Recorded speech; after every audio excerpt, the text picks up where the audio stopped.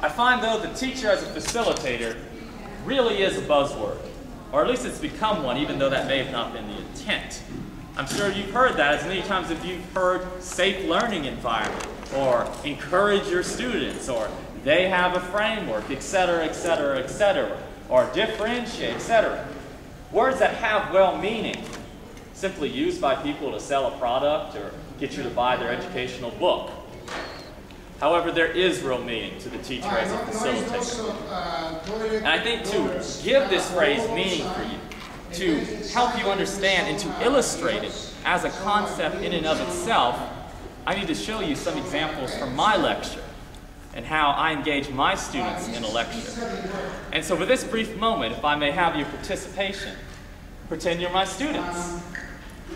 And let us take a few slides in my introductory lesson on acids and bases for chemistry. This is on the board as they walk into the classroom, as their induction, as their initial activity. So when the bell rings, we immediately begin discussing it. In fact, I don't find myself hesitating at all. Sometimes I will close the door and lock it before the bell is even rang. They have 4 minutes to get to class, and then they have to knock on the door.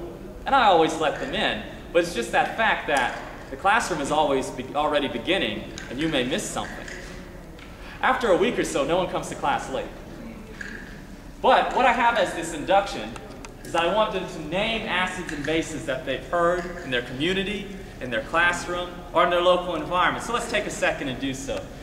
Ma'am, have you heard of any sort of thing that you would define as an acid or base? Anything? Yeah, cleaning chemicals? Bleach. Bleach, perfect. Anyone else? Something we drink? Milk. Milk? Anything else? Vinegar. Orange juice? Excellent, those are all examples. And then I have them extend that knowledge because that's their knowledge and framework that you have to build off of. So, what are some properties? Someone might say it tastes sour. Someone might say it burns. And at this point, we're really almost brainstorming because I don't shoot down a wrong idea. I merely state, maybe that's an interesting perspective, or let's see how that relates when we get into the scientific information. As I tell my students during the first week, I'm not here to tell them that they're wrong. I'm here to improve and extend upon their vernacular. Then, after discussing and dialoguing about what they perceive as an acid or base, we talk about common perceptions within the scientific community or in our general knowledge about acids and bases. Then, I ask them an extension question. I love doing this with physics. In particular, when you start talking about frames of reference in physics or relativity, you can bring some interesting thought equations and ideas and scienarios into your classroom discussion. For example, I extend this by asking them what chemically, what scientifically makes an object an acid or base. And that's going to lead into discussion on what a Lewis acid-base is, Arrhenius, or Bronsted-Lowry. So I can give them different perspectives and definitions on acids and bases and use that as contextual discussion. In terms of these lecture slides, I have a few observations.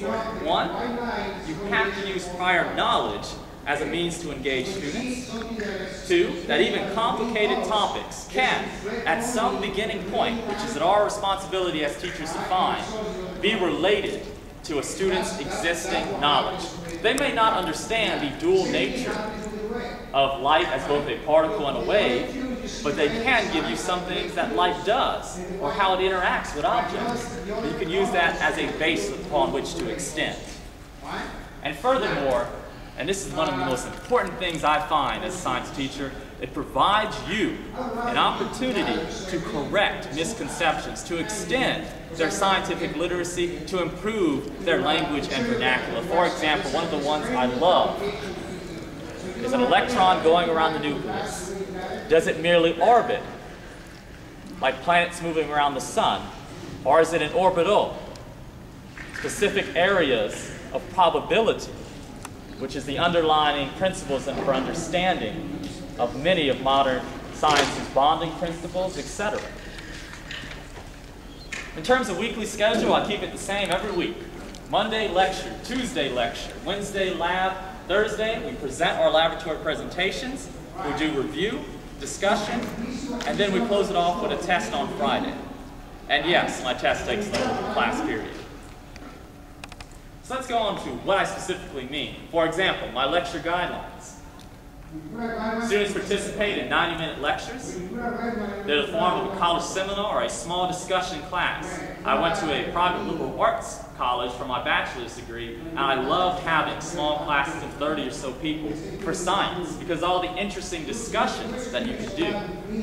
And furthermore, I give specific learning objectives, induction, introductory exercises, opening discussion on definitions as you've seen, then the real scientific operational terms of the lecture, changing that vernacular, followed by terms being utilized within their context, not merely within the classroom, but both in various fields of study. And furthermore, basic problem solving is demonstrated. Now, I say basic for a reason, because I only give 1 or 2 problems within the scope of that class. Homework or reading can be done at home. They have to take responsibility, particularly if they're taking chemistry or physics, because that means they pretty much are college bound at that point, to be responsible for their own learning. Because the college professor isn't going to tell them, read this specific chapter or do this.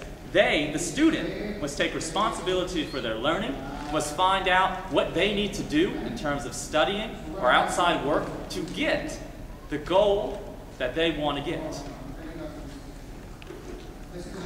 Furthermore, let me give you an example of one of my favorite physics laboratories. I like to divide students into random groups and give them a problem that will exhibit creative innovation. Particularly, I find creativity is most evident when you are overcoming constraints. So here, I tell students to build a house with these very specific constraints of it being made entirely of newspaper. No tape, no wetting the newspaper, no sticky tack, no nothing, literally just newspaper. They have to build a house. Furthermore, the house must hold an average fully grown person or group member. Usually I try to do it and demonstrate. Then, the house must also survive a coconut dropped on it, because they are supposed to be role-playing being stranded on a desert island with way too many newspapers. And it must demonstrate, they have to diagram this in terms of Newton's laws, because we're doing oppositely equal force distributions. And my students really enjoy this, and they have some very interesting results. For example, one set of students simply made a log cabin, folded newspapers into log cabin formation. Others rolled newspapers up, tore newspapers in half, shredded them, used the shreds, tied those up as a sort of wire or rope in which to tie other columns of newspapers. And then still others took newspapers, wrapped it into a large column, put a smaller, tighter column in there, tied that, another tighter column in there, and made a teepee out of newspapers, which quite frankly survived the coconut hit very well. That is innovation. That is getting your students to understand and apply their concepts. And in terms of test format, my tests are written. Even if there is problem solving involved, they still have to illustrate, understand the concepts behind that problem. And when I tell this to my students, they're always scared of the first test. But then pretty soon, in the middle of the semester, you can ask them, did you ever expect to be writing 12 pages of basically one-page essays? They don't expect it, but they can, once they're allowed to do that.